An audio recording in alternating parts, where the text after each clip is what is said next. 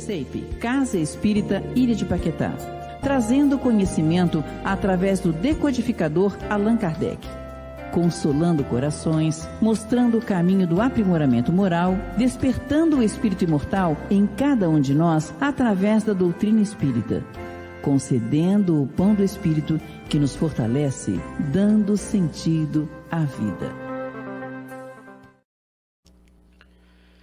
Boa noite a todos. Estamos aqui mais uma vez, para dar prosseguimento ao estudo do livro A Caminho da Luz. E hoje com o capítulo número 4, A Civilização Egípcia. Tá? Está muito interessante, eu já assisti, e eu queria fazer um comunicado, antes de eu fazer a prece de abertura. Um comunicado muito importante. É que a partir de hoje, tá? Segunda-feira, os nossos estudos passarão a ser de 15 em 15 dias. Então, segunda-feira que vem não teremos estudo, só na outra segunda-feira. Isso porque é um estudo muito demorado, requer muito tempo, muito estudo. O Éder demora muito tempo pesquisando os slides na internet, então ele me pediu que tivesse um pouquinho mais de tempo. Então, passaremos para quinzenalmente e não mais semanalmente. Mas podem ter certeza que continuaremos com a qualidade do estudo a nível topo, ok? Então vamos fazer uma precezinha curta para darmos prosseguimento ao estudo. Jesus, Mestre querido, benfeitor espiritual da nossa casa, mentor de cada um que esteja assistindo esse estudo no momento. Que nós possamos, nesse momento de comunhão com a espiritualidade, estarmos de mente e corações abertos. Que nós possamos assimilar esse estudo trazido pelo nosso irmão Éder Andrade, e que ele seja realmente muito útil às nossas vidas, às nossas instruções, ao nosso conhecimento da doutrina espírita. Agradecemos a oportunidade do trabalho, agradecemos ao Éder por se dedicar a esse estudo e só rogamos à espiritualidade que nós tenhamos saúde para prosseguir até o final, que é o nosso objetivo. O planeta atravessa um período muito difícil, muito conturbado, com esse vírus, em que nós temos diversas vacinas, mas ainda não temos a certeza se elas realmente serão eficazes. Então, nós estamos nos resguardando, mas pedimos à espiritualidade a proteção. A proteção para todo o planeta, a proteção principalmente para o nosso país, nosso estado, Rio de Janeiro, e que nós possamos, mais uma vez, levar esse trabalho até o final. Obrigado, que assim seja. Então o Éder vai dar prosseguimento, tá? Capítulo 4, A Civilização Egípcia. E nós temos aqui embaixo, nos bastidores, uma companheira assistindo de camarote, que é a convite do Éder, a nossa querida Cláudia Durante, que inclusive vai fazer a nossa prece final, tá ok? Éder, querido, é com você. Boa noite, amigos. Mais uma vez estamos aqui. Meu nome é Éder Andrade, sou do Centro Espírita Consolador, Comunidade Espírita Cristã de Copacabana. E estamos aqui dando continuação ao estudo A Caminho da Luz.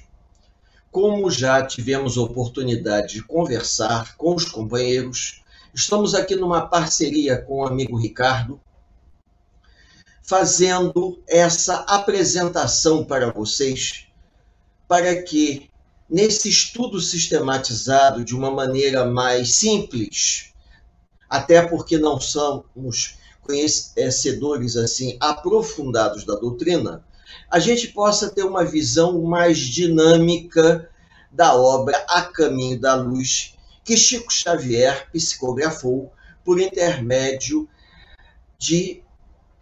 das palavras ditadas por Emmanuel. Isso no ano de 1938. E nós já tivemos a oportunidade de fazer a nossa introdução, falamos da gênese planetária, falamos da formação da crosta terrestre, falamos sobre o surgimento das raças adâmicas. E hoje nós vamos entrar falando sobre a civilização egípcia. Mas antes, eu preciso recapitular com os amigos algumas ideias. Quando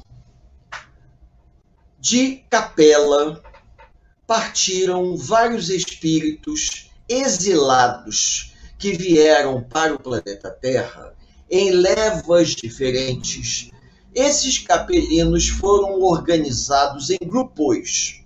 E cada grupo, como nós vimos aqui no encontro da semana passada, eles vão reencarnar em uma determinada região, principalmente próximo às margens de grandes rios.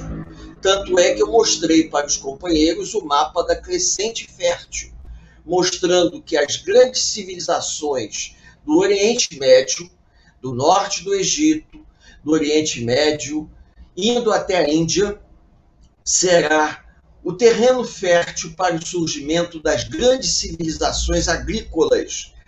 Civilizações essas que vão receber os grupos vindos de Capela e, aos pouquinhos, nós vamos ter um processo de reencarnação desses companheiros vindos de outro orbe.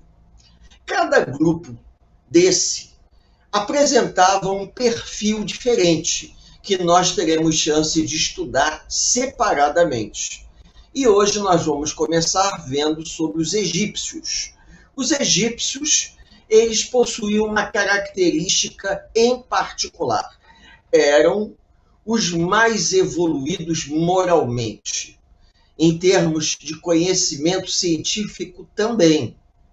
Não que os outros grupos não tivessem conhecimento, porém, como eles estavam aqui na Terra, vieram para a Terra em condição provacional, eles vão, aos poucos, como nós falamos aqui, eles vão reencarnando em comunidades primitivas, comunidades tribais, para que eles pudessem alavancar a evolução da humanidade terrestre, dando uma grande guinada no nosso processo evolutivo, alavancando a nossa evolução. Porque, naquele momento histórico, provavelmente 5, 6 mil anos antes de Cristo, a humanidade ainda estava vivendo no que nós chamaríamos paleolítico. Paleolítico médio, se podemos dizer assim, onde o homem aprendia a lascar pedra. Porém, com a vinda dos capelinos, ocorre uma mudança no perfil dos espíritos, ou melhor, dos homens encarnados.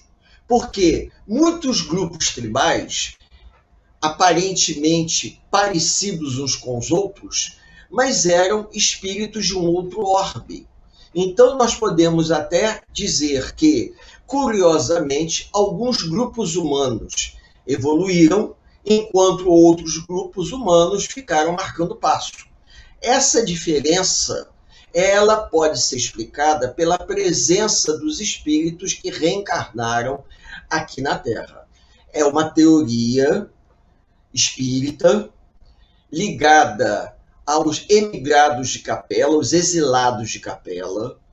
Isso não é nenhuma teoria evolucionista, não tem ligação nenhuma com a cultura, o conhecimento terreno. Isso é um conhecimento de ordem espiritual, que nós acreditamos dentro da doutrina espírita, que esses espíritos exilados que foram, aos pouquinhos, reencarnando em determinados grupos humanos, vão modificando o formato, a organização social, a organização econômica, política, administrativa, favorecendo o surgimento da escrita, favorecendo uma organização estrutural interna, levando aqueles grupos tribais primitivos a se organizarem de tal maneira que deram origem às primeiras civilizações, conhecidas como civilizações do regadio. O que quer dizer isso? Civilizações que surgiram próximas aos grandes rios, porque desenvolveram a agricultura. Então, algum conhecimento que vai ser introduzido na história do planeta Terra por volta do ano 5.000, 4.000 a.C., está diretamente ligado ao conhecimento que os capelidos trouxeram. E isso fica muito evidente no livro A Caminho da Luz, que foi editado por Emmanuel e psicografado pelo Chico, e também pelo livro Exilados de Capela. Então eu peço ao nosso amigo Ricardo para subir os slides, para nós começarmos a apresentação. Então nós vamos entrar no capítulo 4, a civilização egípcia. Como eu disse a vocês, que dos 4 grandes grupos, a civilização egípcia é que apresentava a maior evolução moral, a maior evolução científica e tecnológica. E esse conhecimento que eles trazem vai ter que ser aplicado nas condições primitivas. Então vocês imaginem o seguinte: o espírito ele foi exilado na Terra. Estavam muitos espíritos reencarnando na Terra numa condição de degradados aqui, vivendo aqui na Terra, em condições tribais. Mas eram espíritos avançados, que tinham um conhecimento muito grande. Esse conhecimento que eles trazem como uma conquista individual da alma vai influenciar em tudo que eles passam a fazer, porque aquele conhecimento adquirido de forma honesta, moralmente falando, de forma íntegra, passa a fazer parte deles como uma conquista inalienável da alma. Porém, vivendo em condições tão primitivas, eles tiveram que improvisar. Então, tiveram que improvisar por quê? Porque eles saíram de uma estrela que fica a 42 anos-luz da Terra. Vieram para cá. A gente não tem a certeza de como eles viviam em Capela, provavelmente no estado mais avançado, tecnologicamente falando, do que nós vivemos aqui. E reencarnam aqui na Idade da Pedra Lascada. Então vocês imaginem o choque cultural em que o indivíduo, você tira um indivíduo, por exemplo, de Nova York, fazendo uma comparação grosseira, com todo o conhecimento, ou um europeu com todo o conhecimento tecnológico, e manda ele para o interior de regiões bastante atrasadas, onde o indivíduo precisa aprender o básico. Isso me faz lembrar aquele filme do Tom Hanks, O Náufrago. Não sei se alguns lembram, em que ele trabalhava numa companhia aérea, não vou entrar em detalhes qual era, sofreu um desastre aéreo e ele teve que aprender a fazer fogo numa ilha do Pacífico. Um indivíduo que tinha acesso a toda uma tecnologia, um conhecimento, ele se vê como um homem da idade da pedra polida, porque ele vai ter que aprender e botar em prática as coisas básicas. Então vamos começar com o nosso primeiro slide. Bom, os egípcios. Logo de cara, a gente observa o seguinte, que do conhecimento que os egípcios trouxeram, que foi possível ser aplicado, o primeiro é a arquitetura de grandes proporções. A arquitetura essa da construção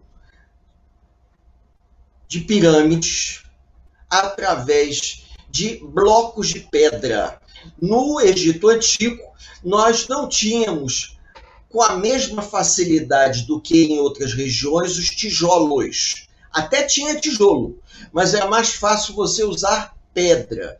Então eles arrastavam grandes blocos de pedra, aonde eles, empilhando de uma maneira fantástica, através de cálculos matemáticos que hoje muitos indivíduos não conseguem realizar. Os blocos de pedra eram empilhados e eles construíram pirâmides.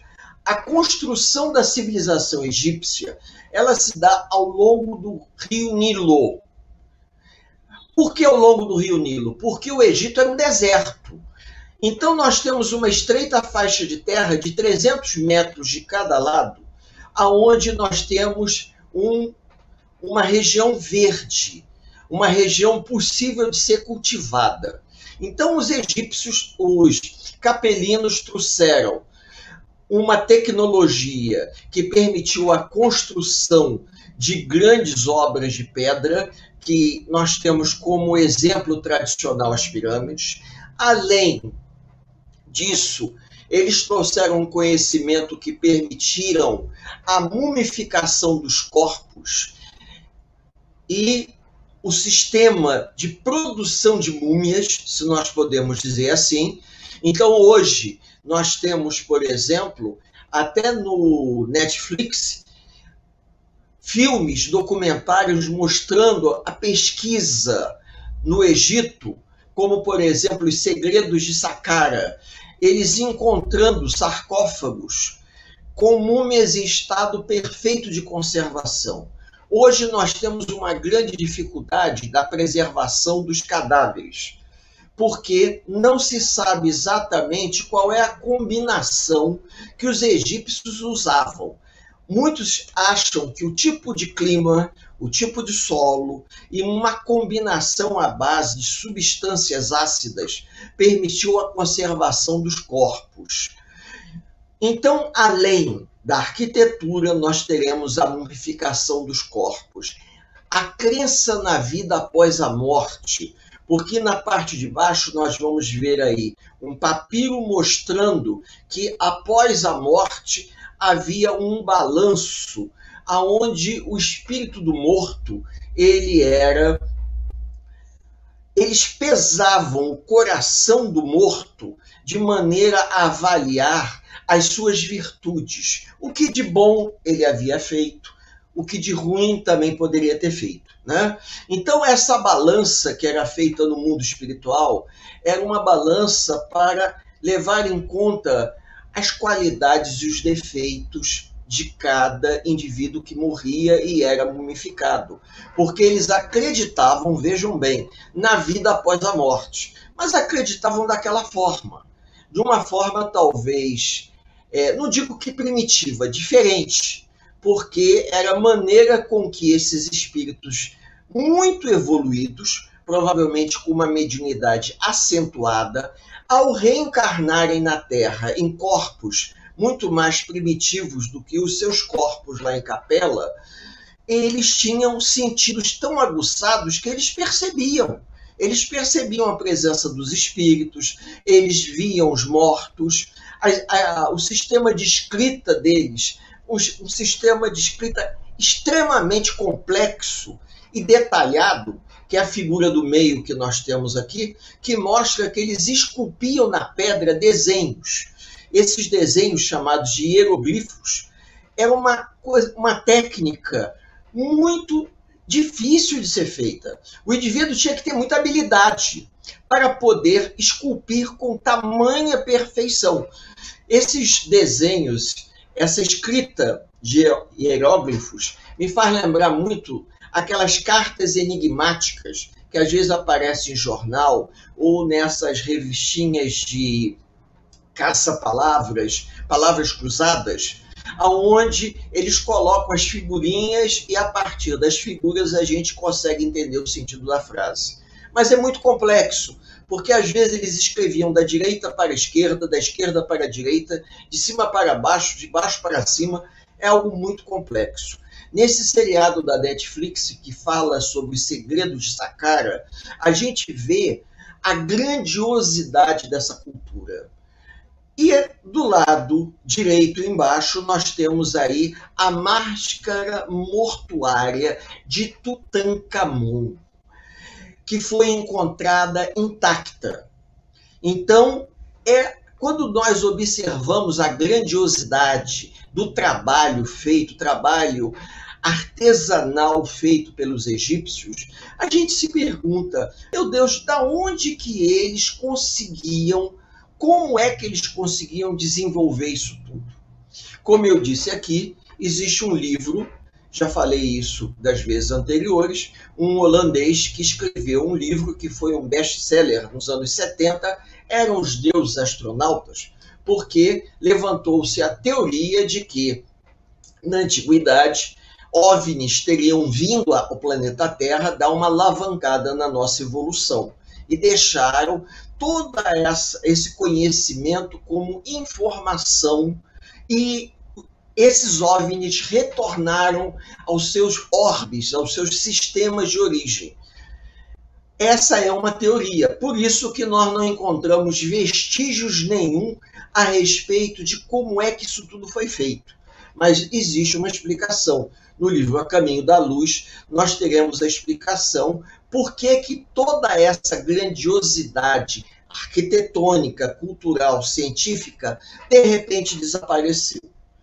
Porque é fantástico quando a gente tem chance de assistir uma exposição.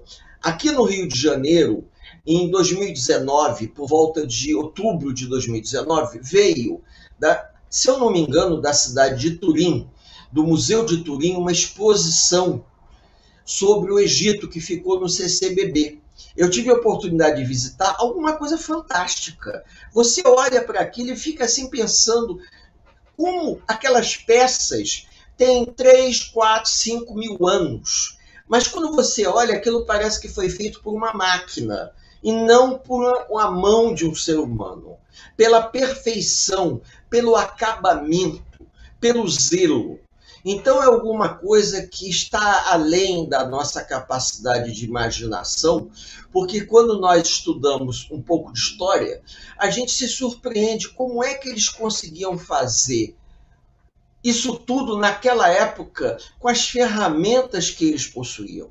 Então era necessário uma habilidade muito grande. E de onde que vinha essa habilidade? Como é que esses indivíduos eram capacitados? Aonde que eles tinham essa capacitação?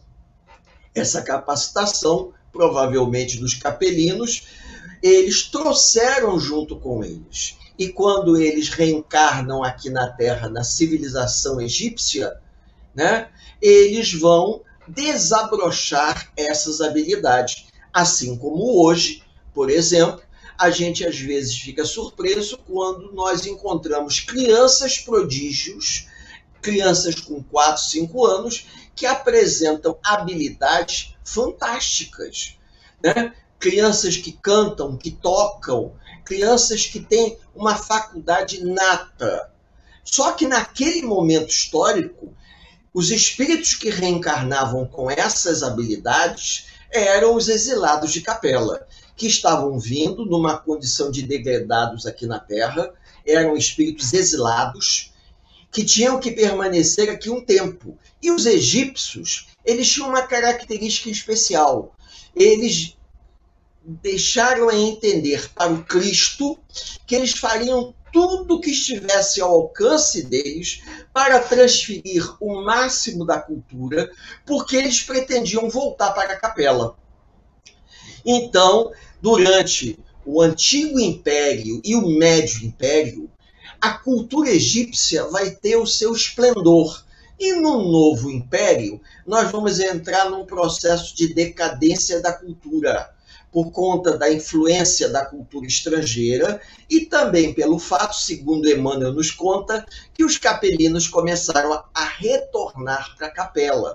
Ou seja, os espíritos com as habilidades especiais, que eram os responsáveis por construir essa magnífica civilização, estavam retornando. E aqueles que haviam ficado não tinham as mesmas habilidades dos capelinos.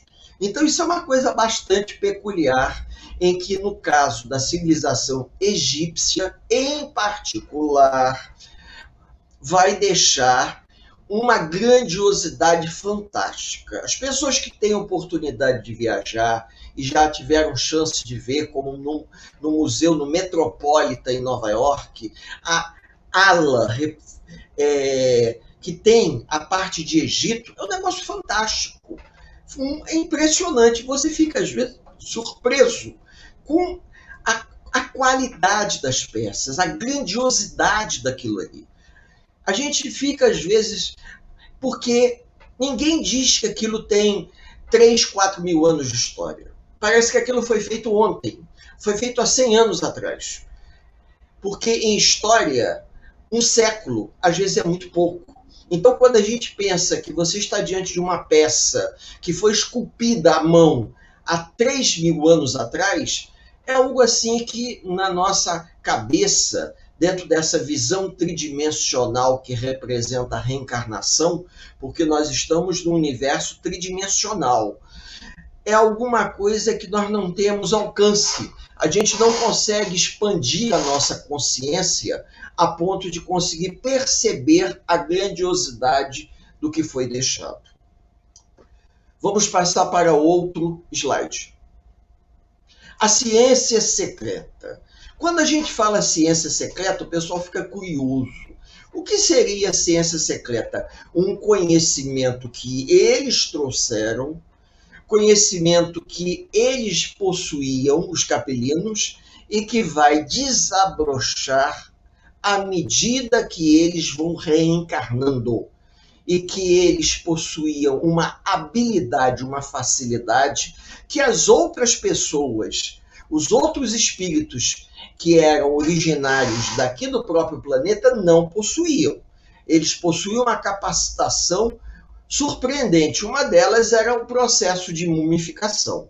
A outra, o processo de escrita. Nós temos aí a figura do escriba. O escriba era um indivíduo, geralmente de família nobre, que ele era indicado para aprender a ler e escrever, porque não eram todas as pessoas que sabiam ler e escrever. E esse rapaz que era levado a ser um escriba, ele era um nobre. Dentro da pirâmide social egípcia, ele ocupava uma posição social elevada, muito elevada, porque ele trabalhava diretamente com os sacerdotes e com o faraó. Então, dizem os textos que os jovens que se dedicavam ao trabalho de se tornar um escriba, às vezes apanhavam muito dos seus mestres, porque eles exigiam do jovem uma perfeição muito grande. E provavelmente um espírito atrasado, que não tinha uma bagagem kármica como um capelino, jamais conseguiria desenvolver uma escrita ou uma habilidade de pintura. Como, por exemplo, nas imagens do alto, nós temos os sacerdotes, que era uma camada social elevada, que detinha o poder religioso, controlando o poder político, porque eles, por intermédio do poder religioso, eles conseguiam controlar a população, isso no Antigo Império, a ponto de convencerem os camponeses, os felais, de que o faraó era um deus encarnado e que todos os camponeses deveriam trabalhar para o faraó. Então essa visão, ela prevaleceu no Antigo Império. E a gente encontra trabalhos magníficos feitos não pelos trabalhadores braçais, isso é óbvio. O trabalhador braçal era aquele que trabalhava na agricultura produzindo trigo, o trigo que era enviado para os celeiros do faraó, mas os artesãos é que produziam as riquezas. Quando o Egito estava já nesse estágio que nós estamos vendo aí nesse slide, já se encontrava no estágio de civilização. E qual a grande diferença que os capelinos conseguiram imprimir? Na sociedade primitiva, eles conseguiram que a sociedade a unificação das tribos, as tribos, cada tribo era chamada de nomo, e cada nomo tinha um nomarca, como se fosse um chefe local. Os nomos se uniram e elegeram um chefe supremo. Um nomo se tornaria o nomo supremo. aonde surgiria o faraó. Então, os outros apoiariam esse faraó e o clero iria garantir que todos os trabalhadores, os felais, os trabalhadores simples, os agricultores, produzissem o alimento naquela estreita faixa de terra verde que eu mostrei na imagem anterior, de 300 metros, que tem de um lado e do outro lado da margem do rio Nilo, onde é possível se plantar alguma coisa, porque o resto do Nilo é um deserto. E o Nilo, a civilização egípcia, ela ficou isolada durante muito tempo dos povos vizinhos, porque o deserto era uma barreira natural. Ninguém cruzava o deserto. Então, a civilização egípcia, ela vai surgir dentro de moldes muito particulares. Nós temos aqui uma das primeiras pirâmides, que foi a pirâmide de degraus. Quando essa pirâmide foi construída, eles não tinham a técnica ainda de fazer a lateral da pirâmide retinha.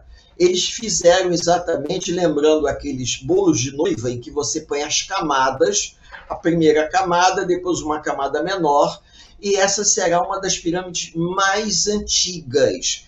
A pirâmide abrigava nela, era uma tumba aonde o faraó era enterrado ali, e todos os tesouros do faraó eram depositados nessa tumba.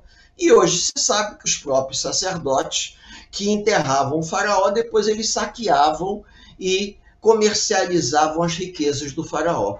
Alguns faraós mais poderosos, sabendo que isso aconteceria, no momento do seu sepultamento, ele era sepultado junto com todos os seus sacerdotes, as suas mulheres, seus escravos, para que ninguém pudesse revelar a entrada.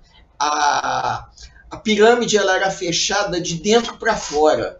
Então, do lado de fora, você não tinha como acessar. Muito tempo depois é que se descobriu essa técnica. Agora, vocês vejam, nós não estamos falando de uma coisa que aconteceu há 500 anos atrás. Estamos falando de uma coisa que se passou há 4.000 anos atrás, 5.000 anos atrás. Que conhecimento era esse que permitia, tá, dar a essa civilização uma grandeza, isso muito antes das grandes civilizações ocidentais se organizarem? O Egito já era um esplendor em termos de civilização. Esse conhecimento, a ciência secreta, é aquela ciência que surgiu com os capelinos, foi utilizada e depois desapareceu. Por quê? Existem algumas escritas antigas que não fazem sentido para os egiptólogos modernos, porque o sentido da construção dos hieróglifos não faz sentido em termos de entendimento. Ou seja, o que os símbolos queriam dizer, até hoje, algumas informações deixam-se a desejar. Por quê? Porque fica na dúvida. Os grupos mais recentes você consegue traduzir. Agora, aqueles grupos muito antigos, da época do processo de unificação, o pessoal tem alguma dúvida. Nem tudo é claro. Algumas passagens não são claras. E, às vezes, eles encontram objetos nas tumbas que não conseguem deduzir qual era a finalidade do objeto. São objetos estranhos. Não se sabe como é que aquele objeto foi parar dentro da tumba, uma vez que a tumba estava fechada e passou-se tanto tempo e ninguém teve acesso. O que era aquele objeto? Qual era a finalidade? Não se sabe. A habilidade da produção de peças, de ferramentas, é um negócio assim surpreendente. Muito surpreendente. Vamos passar para outro slide. O politeísmo simbólico. Como os capelinos, eles possuíam uma elevação espiritual apesar de serem exilados, apesar de estarem aqui em condição provacional, ocupando corpos primitivos. Então imaginem espíritos mais evoluídos que estavam, digamos assim, desterrados em corpos primitivos. Estavam aqui ocupando uma condição tão primitiva, mas tinham um potencial muito grande. E trazendo as suas lembranças dentro daquele contexto tribal, eles vão atribuir aos espíritos nomes e vão nomear alguns espíritos, e a partir daí nós teremos a galeria de deuses egípcios. Eu não vou ler essa galeria de deuses, nós vamos lembrar de Osíris, Ísis, que são os mais importantes. Porque são os deuses mais importantes de toda essa galeria dos egípcios, que ajuda a gente a entender. Veja, nós temos alguns... Passou-se um filme aí há pouco tempo sobre os deuses egípcios, mas um filme assim, classe B, mas interessante, tá? Que vale a pena ver, porque eles produziram, foi uma superprodução, né? Eu esperava até um pouco mais, mas fizeram filme assim, tipo Sessão da Tarde. Mas é interessante ver como eles mostram, dentro de uma maneira ocidentalizada, a visão dos deuses egípcios, como se fossem criaturas com poderes especiais. E, na verdade, esses deuses eram espíritos que os próprios egípcios acabaram dando um nome. E para tudo eles tinham um deus. O deus referente à colheita, o deus referente ao deserto. Tudo era referente. Vocês depois, com calma, poderão observar essas figuras. Isso nós escolhemos da internet, estamos colocando aqui para mostrar que esse politeísmo era um reflexo da história que eles traziam. Por que a história que eles traziam? Porque, como eu disse aqui, os capelinos eles foram agrupados, eles foram reunidos em grupos de acordo com o comprometimento espiritual. Então, de Capela, todos os espíritos que migraram para a Terra, eles não foram todos canalizados para uma única região. Eles foram divididos e foram reencarnando em levas, de acordo com o seu comprometimento. Haviam excelentes professores, excelentes matemáticos, excelentes arquitetos, que reencarnaram em condições extremamente primitivas e tiveram que improvisar. Porém, o potencial espiritual desses espíritos nos corpos primitivos dos egípcios da época permitiram que eles tivessem uma mediunidade, uma expansão de consciência que foi o que eles conseguiram deixar como um conhecimento. E qual é a importância disso para todos nós? Os outros povos também vão produzir um politeísmo muito grande. Ligado ao quê? Ligado à natureza, ligado ao sol, ligado à lua, ligado aos fenômenos da natureza. Era uma, digamos assim, uma correlação.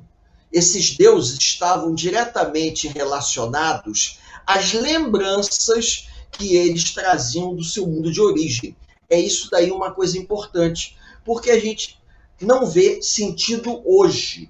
Hoje a gente não vê sentido, mas não podemos esquecer que dentro da própria história dos egípcios surgiu um faraó chamado Akenaton, que vai tentar implantar o monoteísmo. E esse faraó ele vai ser afastado do poder pela classe dos sacerdotes que tiravam proveito do politeísmo. E por que eles tiravam proveito do politeísmo? Porque a população, os felais, os trabalhadores simples, pagavam tributos aos templos dos deuses. E quem usufruía desses tributos? O clero egípcio. Então, o politeísmo surgiu como uma consequência das lembranças que eles trouxeram de Capela. Porém, aqui na Terra, reencarnados como homens, as lembranças do seu inconsciente acabaram produzindo o que nós chamamos de politeísmo, que é uma coisa simbólica. A galeria de deuses egípcios é uma galeria enorme, porque para tudo eles tinham deuses. E qual era o objetivo? O objetivo porque os capelinos se apegavam às lembranças espirituais que eles tinham, que era uma coisa nata. Eles não, digamos assim, não foi uma coisa transferida de geração a geração.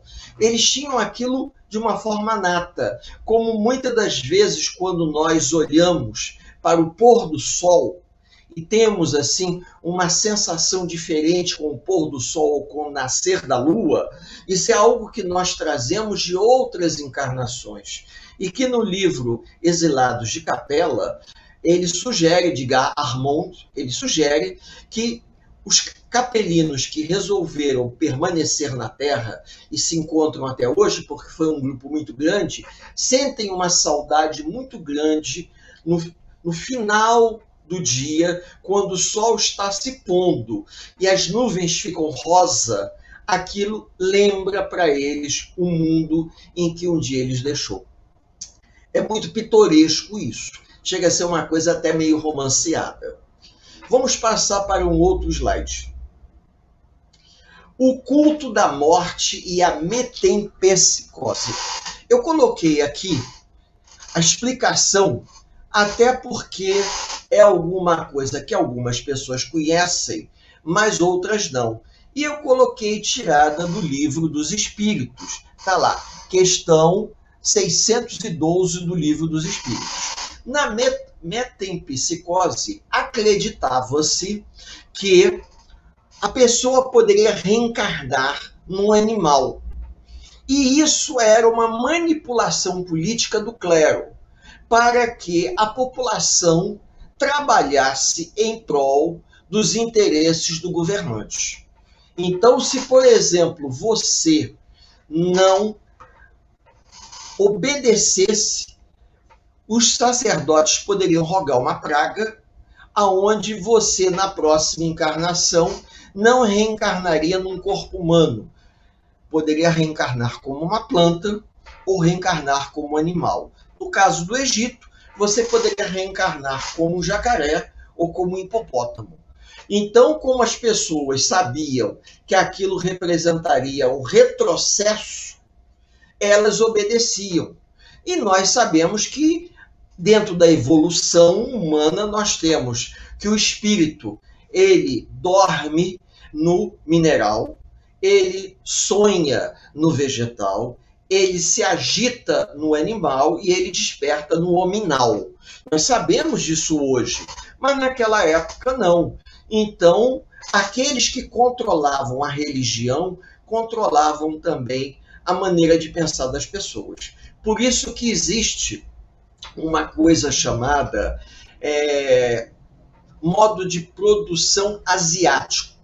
No modo de produção asiático, que é um reflexo da presença dos capelinos no Oriente Médio, naquela região do norte do Egito, Oriente Médio, a característica fundamental é de que o governante era um deus encarnado e que a população deveria obedecer esse deus encarnado. No caso do Egito Antigo, nós vamos ter um modo de produção asiático, digamos que no Antigo Império. No Médio Império, o faraó deixa de ser um deus encarnado e passa a ser um nobre, um homem especial, de famílias nobres das dinastias que fundaram o Egito. E no Novo Império, o faraó é um homem como qualquer outro. A população passa a ver o faraó de uma forma diferente. Por quê? Por causa da influência da cultura dos povos vizinhos e pelo fato de que os exilados de Capela já estavam num processo de retorno para o seu mundo de origem. Porque, vejam bem, entre o antigo império e o domínio do Egito pelas tropas romanas, na época de Cleópatra, nós vamos ter aí quase 4.000 anos de história. É incrível dizer isso, quase 4.000 anos. Porque a pirâmide de Quélpis, que é a pirâmide mais alta, que mede 150 e poucos metros, a altura de um prédio de quase 50 andares, mais ou menos, não se tem a certeza da sua construção. Gira em torno de 3.200 a.C., um pouco depois da unificação entre as tribos do Alto e do Baixo Nilo. E nesse processo ocorre a unificação egípcia, a escrita se desenvolve, então isso tudo começa a ser manipulado nessa época. Vejam, 3.000 anos antes de Cristo. Um isolamento muito grande. Então as informações que nós temos são informações mais recentes. As informações mais antigas, elas existem, mas a tradução da forma que nós gostaríamos ainda é um pouco, digamos, para algumas coisas ainda fica um pouco obscura. Por quê?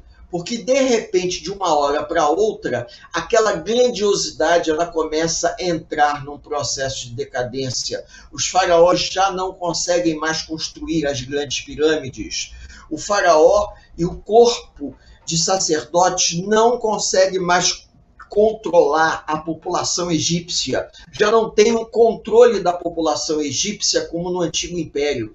No Antigo Império, o faraó controlava a população através dos sacerdotes. Já no Médio Império, o faraó vai controlar a população através do chicote. Então, com isso, as coisas vão mudando. As coisas vão mudando. Para que, vejam bem, a pirâmide de 150 metros levou 30 anos para ser construída, com grupos trabalhando interruptamente. A gente vê isso nos livros de história. Para que você pudesse alimentar um povo enorme, trabalhando 30 anos sem parar para fazer a pirâmide de Quélpis, que ali são 3 pirâmides no Vale dos Reis, as maiores, Quélpis, Quéfren e Miquelinos. As pirâmides, aquilo exigia, digamos, um controle muito grande da produção de alimento. Que para poder alimentar aquele povo para trabalhar, o faraó tinha que estar numa posição de destaque. O que já no Médio Império, isso não vai acontecer. Até porque o Egito começa a sofrer invasões. A gente vai ver aí. Povos vindos da Ásia invadem o Egito. E aí a estrutura começa a se modificar. O Egito foi o celeiro do mundo antigo por conta da produção de grão, de trigo. Quem não estudou aqui que os hebreus saíram da terra prometida, José foi vendido pelos seus irmãos como escravo para o Egito, e José vai adivinhar os sonhos do faraó.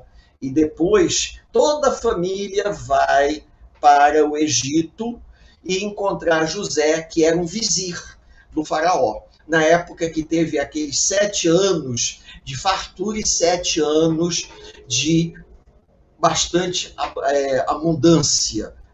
7 anos de fartura e abundância e 7 anos de escassez, né? Então, quando a gente lê isso, a gente vê que a história já está se entremeando. O Egito não estava tão isolado. Todos os povos vizinhos, mesmo que não fossem agricultores, já conheciam o Egito como um grande celeiro, que vendia trigo e com trigo se fazia o pão ázimo, que todo mundo conhece, que é o pão árabe. Então, isso faz com que ocorresse, né, naquela época, um intercâmbio. E nesse intercâmbio, todo aquele conhecimento do Antigo Império, ele começa já a entrar num processo de transformação. A grandiosidade do Antigo Império vai gradativamente decaindo. Vamos passar para outro slide? Os egípcios e as ciências psíquicas. Vejam bem, Quando nós falamos sobre ciências psíquicas, são coisas que estão além da nossa capacidade de entendimento. Por exemplo, a técnica de produção das múmias, a técnica de como embalsamar o corpo dos mortos, a maneira de venerar os deuses. Isso foi uma coisa que estava além da capacidade de compreensão normal dos homens. E nós vamos ter aqui nessa figura, Lord Caveron, se eu não me engano, tá? Só confirmando aqui, é isso mesmo, Lord Cam... Esse que tem um nome diferente, Lord Carmarvon, se eu não me engano, foi ele, tá? Um inglês abastado que financiou Carter. Quem foi Carter? Carter foi quem encontrou Tutankhamon. E quando o Carter abriu a sepultura de Tutankhamon, ele encontrou uma tabuinha dizendo o seguinte: quem invadisse aquela sepultura morreria pela maldição dos deuses. E aí surgiu a famosa maldição do faraó. E esse inglês, pouco tempo depois, enlouqueceu e morreu. Então surgiu uma teoria que ainda hoje se fala a respeito da maldição da tumba do faraó.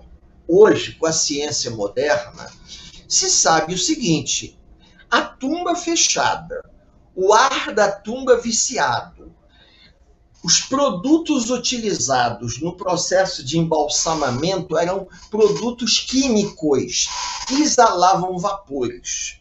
Provavelmente, o Lorde foi intoxicado e por alguma doença pré-existente, por alguma comorbidade da época, ele acabou morrendo. Mas o Carter não. O Carter que abriu a tumba de Tutankhamon, o famoso Rei Tut, quem se lembra do Batman na década de 60, Batman lutava contra um professor de egiptologia que de vez em quando assumia o papel do Rei Tut. O Rei Tut é o Tutankhamon, o rei menino.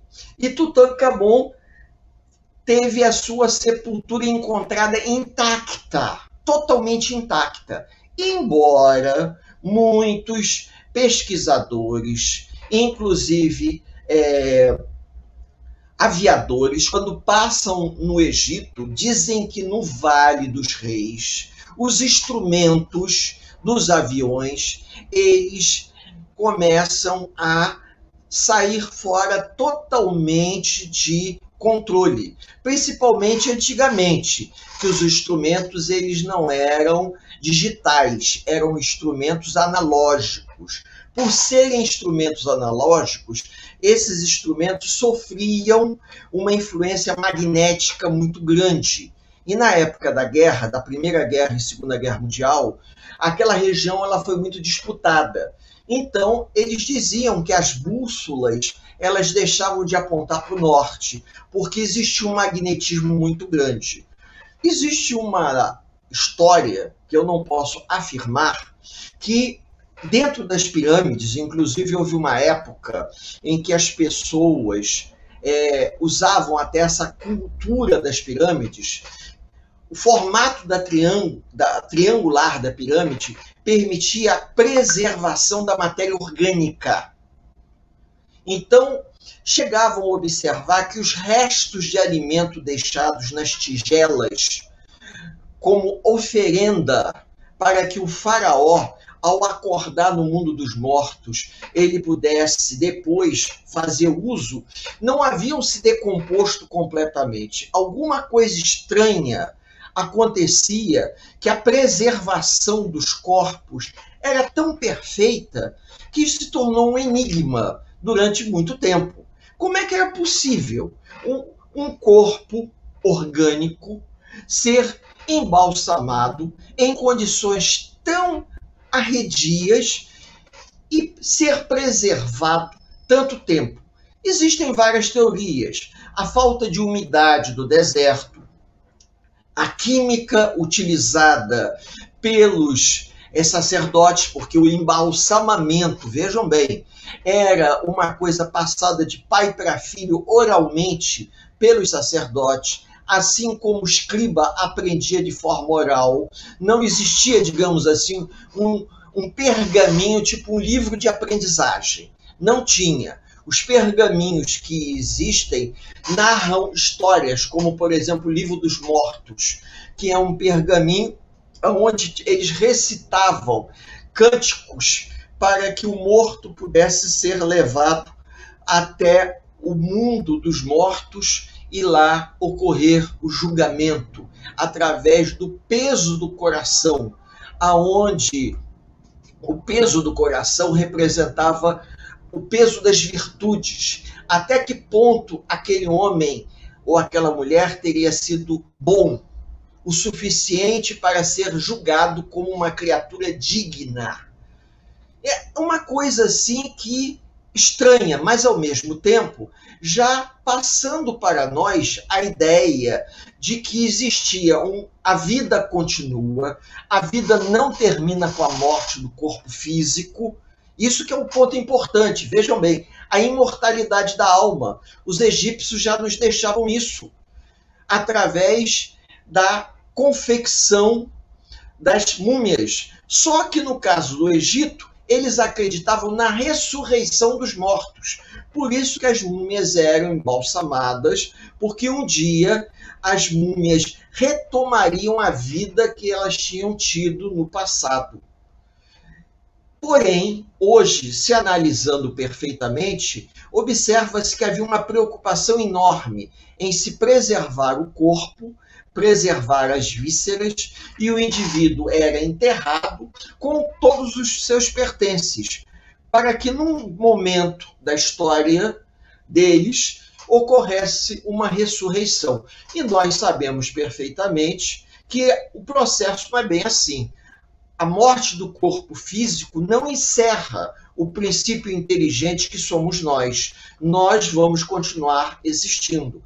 Naquela época, os capelinos deixaram esse registro para que a gente pudesse, através do conhecimento e tendo uma formação, uma bagagem, fôssemos sedimentando um conhecimento a partir do estudo dos povos antigos, para ajudar hoje a entender muita coisa que a doutrina espírita nos explica. Então, quando a gente estuda isso, fica fácil entender. Uma sociedade dividida em camadas. Aqueles que estavam no topo da pirâmide eram os privilegiados, provavelmente os capelinos que reencarnaram aqui, que não haviam ainda superado a questão da vaidade, da arrogância e da prepotência, assumem o poder porque eram aqueles mais dotados de uma inteligência, de uma sagacidade. A gente não pode se esquecer que quem tem um olho em terra de cego é rei, não é verdade? A sombra o sol é para todos, mas a sombra é dos espertos. E os egípcios tiveram na sua sociedade essa divisão. Os grupos humanos mais primitivos, infelizmente, foram explorados, mas o conhecimento deixado, algo fantástico, principalmente ligado à área de medicina. Existe um filme chamado O Egípcio, que nesse filme, que é antigo, que já passou na televisão, mostra um médico que aprendeu todas as artes da medicina, tinha todas as ferramentas, e a gente encontra, às vezes, em museus ou encontra em gravuras, ferramentas utilizadas para cirurgias que já eram feitas no Egito Antigo. Agora vocês imaginem cirurgias todas feitas com ferramentas, com instrumentos feitos à base de cobre, porque os egípcios só vão conhecer o ferro um pouco mais depois. Então vamos lá, passando para o outro slide, para não ficar uma coisa muito extensa. As pirâmides. As pirâmides realmente é algo fascinante, o processo de construção. As pirâmides são construídas de dentro para fora. Aí nós podemos ver que eles, inicialmente, eles fazem uma base e depois eles vão contornando essa base com os blocos de pedra que são arrastados. Aqui nós temos algumas imagens que mostram os blocos de pedra que eram arrastados quilômetros e eram empilhados de uma maneira surpreendente, porque eles eram empilhados de maneira que eles encaixavam um no outro, a grosso modo funcionando como uma espécie de um Playmobil da antiguidade. Aquilo ia se encaixando de tal forma que eles iam subindo a pirâmide. Hoje a gente sabe que a construção da pirâmide, ela representava o poder do faraó, a sua ostentação e, o mais interessante, um controle sobre a sociedade. Porque o faraó que construiu uma pirâmide desse porte, ele tinha um controle imenso sobre a sociedade.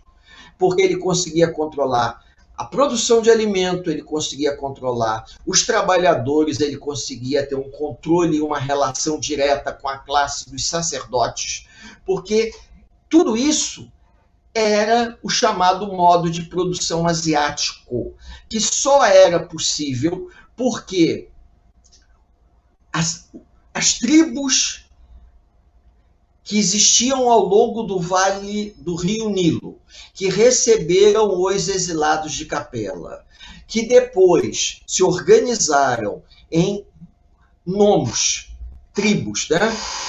Esses nomos se uniram formando a civilização. Isso tudo só foi possível após o surgimento de uma civilização. Na condição primitiva dos grupos humanos nômades, caçadores, coletores, era impossível. Para poder evoluir a esse estágio, era necessário ter escrita, era uma sociedade organizada em camadas sociais, onde você tinha a camada dos artesãos que trabalhavam produzindo essas belezas todas e a camada dos trabalhadores braçais, que eram aqueles que produziam comida. Então, isso só foi possível quando a sociedade se organizou. E essa organização da sociedade, eles deixam o modo de produção nômade para o modo de produção sedentário. Eles deixam de procurar comida, caçar comida e produzir a comida, plantar, criar animais. Isso é um salto evolutivo marcante.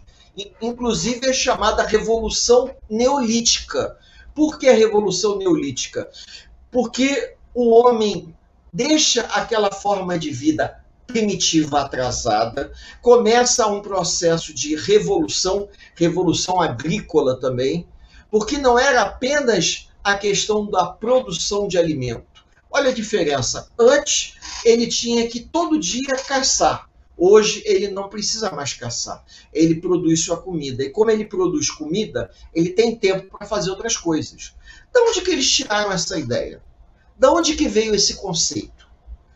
Que cartilha que eles utilizaram para poder utilizar na prática tudo isso?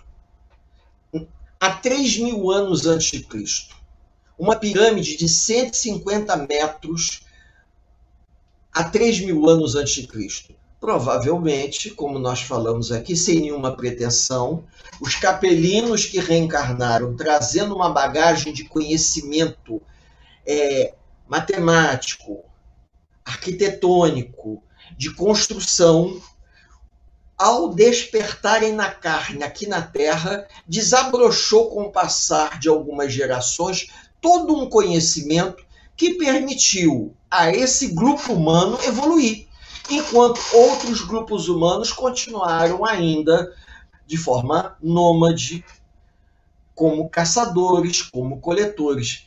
E com isso, o Egito ele passou a ter um papel de importância na história da África, que era exatamente, além de ser um celeiro de produção de alimento, vai servir como modelo de construção, porque outros povos que vêm a conhecer o Egito ficam tão maravilhados com as obras que levam as informações arquitetônicas e trazem para o Egito também as suas informações culturais. E aí nós vamos começar a ter um intercâmbio.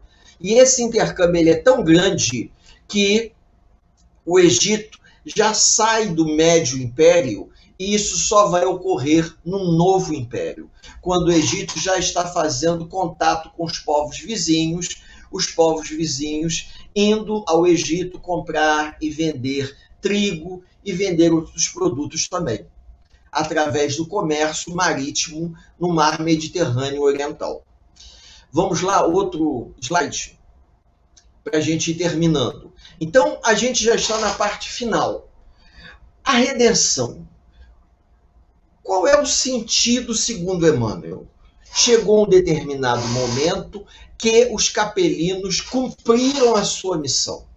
E eles começam, da mesma forma que reencarnaram na Terra, começam a homeopaticamente voltar. Então, o controle sobre a sociedade, o controle sobre a religião, o controle sobre a produção já não é mais como era antigamente. O Egito começa a sofrer invasões. Aqui ao alto nós temos 2 tapeçarias mostrando a presença de grupos humanos que chegam ao Egito, e esses grupos humanos, eles já tinham conhecimento do ferro. No Egito não tinham conhecimento do ferro. E foi uma surpresa muito grande, porque as armas desses invasores, conhecidos como Ixos, que quer dizer estrangeiros, elas eram muito mais resistentes na hora da batalha. E os egípcios ficaram surpresos, porque as espadas dos estrangeiros elas eram muito mais resistentes, porque as suas espadas elas eram feitas de bronze, eram feitas de cobre, e as espadas dos estrangeiros eram feitas de ferro. Nesse momento, a superioridade dos estrangeiros leva o Egito a ser invadido. O Egito acaba sendo invadido, e aí todo aquele controle que existia do antigo império começa a desaparecer. E o intercâmbio comercial com o Oriente, aí, no caso, na Grécia em particular, começa a ocorrer. Tanto é que nós temos aqui figuras que podemos encontrar dos processos de mumificação, aonde essas imagens que a gente tem aqui embaixo eram as gravuras que eram colocadas nas múmias. Ou seja, essa técnica de, ao embalsamar o morto, para não repetir e colocar aquelas mesmas imagens de múmias, eu só coloquei isso. Isso já é no Novo Império. Quando eles embalsamavam o corpo de uma pessoa, eles encomendavam um retrato do morto. Então nós temos aqui retratos. Esses retratos a gente percebe claramente que isso não é... Os traços dos retratos já são traços, digamos, ocidentais. Não são traços tão orientais. Isso já é uma influência dos gregos, uma influência dos romanos, que vai ter nas gravuras que eles colocavam em cima das múmias. Se a gente for procurar na internet, a gente vai encontrar que no Novo Império, o processo de sepultamento é completamente diferente do processo de sepultamento no Antigo Império. No Antigo Império, as múmias eram balsamadas, eram enterradas naqueles grandes ataúdes, né, de madeira, com máscaras funerárias. Agora, já no Novo Império, não. Levava esse retrato, o retrato do morto. Isso era influência estrangeira na cultura egípcia. Quando a influência estrangeira na cultura egípcia se torna muito grande, por conta do comércio, por conta do intercâmbio, nós podemos dizer que todo o comprometimento que os capelinos tiveram em marcar a civilização egípcia com as grandes construções das pirâmides, das mastabas, que eram aquelas construções baixas grandes, que também eram utilizadas para sepultamento dos nobres, já não eram mais feitas. As pessoas passam a ser sepultadas em subterrâneos, porque começa a ficar difícil você conseguir realizar uma construção de grande porte. Você tinha que ter dinheiro. Por exemplo, nesse filme que eu sugeri a vocês assistirem na Netflix, Os Segredos de Saqqara, mostra perfeitamente que o indivíduo, para ter um mausoléu no novo império, ele tinha que ser rico. Ele tinha que ser rico para poder pagar. E no antigo império ele tinha que ter muito poder. As pirâmides refletiam poder. No médio império também. Do médio império era o poder militar. O faraó, no médio império, como eu falei aqui, ele, além de ser uma figura, um nobre, ele era um general, um grande governante que liderava o Egito contra os invasores. E já no novo império, ele era um nobre, não passava de um nobre. Um nobre que não tinha o peso de importância do passado, era respeitado. Mas a população não via mais esse nobre como um deus encarnado. Quando o faraó, no antigo império, resolvia escolher uma mulher como sua esposa, uma mulher que não fizesse parte da nobreza, se ele estivesse andando na rua faraó, ele visse uma escrava e desejasse aquela escrava para ele, a escrava, pela falta de conhecimento cultural, ela não encarava ele. Ela se jogava no chão, ela não olhava para o rosto do faraó diretamente. O faraó usava uma máscara. Por quê? Porque ela estava encarando um deus.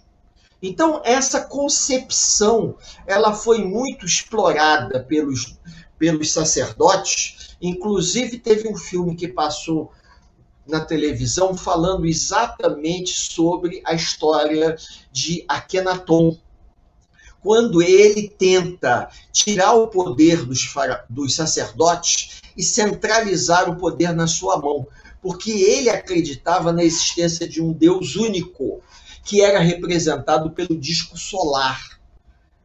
Porém, os sacerdotes, que tinham um poder regional muito grande, vão conspirar contra Akenaton e vão acabar levando à morte desse jovem faraó.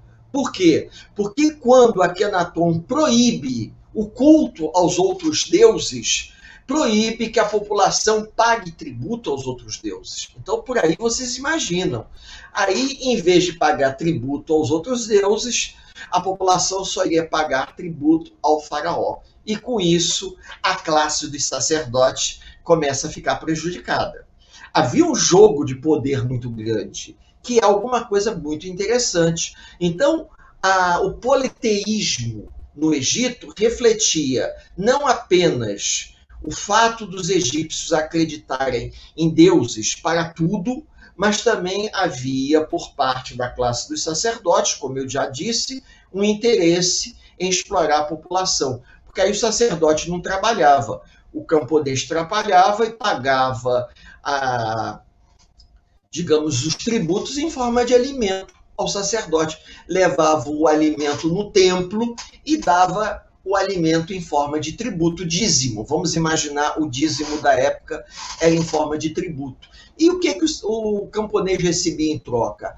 A proteção e a garantia que, mesmo não tendo condições para, ao morrer, ser embalsamado, que ele, por ter sido um homem bom e digno, o seu coração seria pesado de forma positiva no momento do julgamento das almas no mundo dos mortos. Porque o processo de embalsamamento era uma coisa que às vezes envolvia questões familiares. O indivíduo vendia tudo que tinha para embalsamar o pai. Porque se ele embalsamasse o pai, ele ia garantir que o pai seria enterrado da forma mais digna possível. Então vocês imaginem o comércio que já existia naquela época, uma vez que os próprios sacerdotes eram os únicos que dominavam a técnica do embalsamamento, o indivíduo tinha que se sujeitar sempre àquele único fornecedor. Levava o corpo do pai, o corpo era embalsamado, era uma técnica cara, não era uma coisa barata, e o indivíduo depois realizava o ritual de embalsamamento do seu ente querido. E muitas pessoas se endividavam. E sabe como? Se tornando escravos dos seus credores, para que o seu familiar fosse enterrado de forma digna. Isso tudo faz parte de uma cultura. E vocês vejam que eu falei um monte de coisa aqui agora que parece que eu estou falando de assuntos bem contemporâneos, não é verdade? Assim é a cultura humana. Me parece que esse é o último slide. Vamos passar aí para a gente. Exatamente, é o último slide da série do Egito Antigo. Eu procurei botar imagens que mostram momentos, se vocês tiverem oportunidade de ler no capítulo do Egito, eu procurei centrar as imagens aos temas que Emmanuel fala. Todas as imagens colocadas em cada slide desse está diretamente ligado ao que Emmanuel fala, justamente para facilitar a explicação para vocês. Bom, então eu espero que o nosso singelo encontro tenha sido extremamente positivo. Eu vou convidar nosso amigo Ricardo, e hoje nós temos também uma companheira que foi convidada para participar, a Cláudia Durante, para que ela pudesse também assistir esse nosso singelo encontro, né? Para que a gente pudesse realizar a nossa despedida, agradecendo aos benfeitores espirituais pela oportunidade de compartilhar com vocês de uma forma muito simples. A gente poderia continuar falando horas, mas o objetivo não é esse. O objetivo é, de forma bem simples, fazer algumas colocações para mostrar a grandeza cultural dos capelinos que vieram e foram os responsáveis em alavancar a civilização egípcia. E no intervalo de tempo que ficaram, nos legaram um conhecimento imenso. E Emmanuel disse que a grande maioria dos capelinos voltaram, não permaneceram aqui. Por isso que a cultura acabou se esvaindo, a cultura estrangeira invade o Egito e muitos não sabem explicar como, de repente, todo aquele manancial fantástico se perdeu no sentido de não haver uma continuidade. Isso se dá principalmente do Médio Império para o Novo Império. Tá certo? Espero ter sido útil, espero que os amigos aproveitem, fiquem à vontade depois para perguntar, e só temos a agradecer a Deus pela oportunidade de sermos úteis nesse breve encontro que nós tivemos aqui. Tá certo? Nós agradecemos, Éder. E eu e a Cláudia somos muito necessitados de informação, porque nós somos os privilegiados de assistir em primeira mão esse teu estudo. Tá dando retorno, porque eu estou com os 3 áudios abertos, só o da Cláudia que está fechado, mas finalizamos aqui. Cláudia, quer falar alguma coisa? Não, teu som está fechado, você tem que abrir o teu som. Isso. Queria agradecer pelo convite, agradecer a Casa Espírita, poder estar aqui assistindo essa palestra em primeira mão, porque eu acho que o estudo dessa obra, nesse momento de crise que nós estamos vivendo no planeta Terra, vai nos levar a lembrar, e eu acho que é isso que Emmanuel quer, mostrando a trajetória do planeta, que existe apenas uma solução para os habitantes da Terra. É a fraternidade, a caridade, a empatia, o amor ao próximo. Só esses sentimentos colocados em prática vão fazer com que o nosso planeta continue a sua trajetória de evolução. Então, muito obrigada pelo convite. Obrigado, Éder. Obrigado, Cláudia, né? Foi realmente sábia as palavras. Finalizamos aqui mais um estudo. E segunda-feira, daqui a 15 dias, retornaremos novamente com o capítulo número 5, ok? Beijo no coração de todos e se cuidem, se cuidem.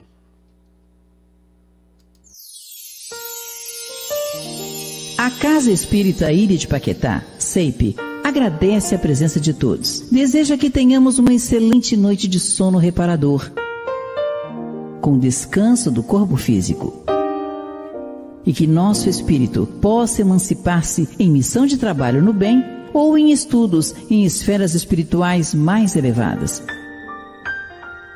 Se você gosta do nosso trabalho, inscreva-se no canal, dê seu like e compartilhe com amigos para que mais e mais pessoas possam ter acesso à nossa doutrina.